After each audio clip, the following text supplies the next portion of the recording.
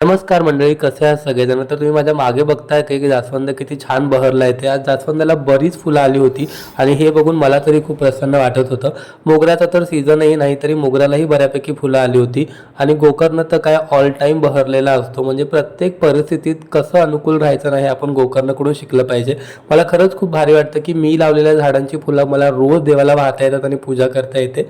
इकडे चालू आहे प्रियंकाचा स्वयंपाक. त्यानंतर मी रेग्युलर प्रमाणे माझं सॅलेड फळं वगैरे कापून घेतली आणि मग दोघांनी मिळून आरामात बसून फ्रूट्सचा ब्रेकफास्ट एन्जॉय केला. इकडे रेडी होऊन मी निघालो कामाला. ऑफिसला पोचलो. लंचमध्ये प्रियंकाने आज दिली होती मसूरची भाजी. मस्त पोटभर असा लंच केला.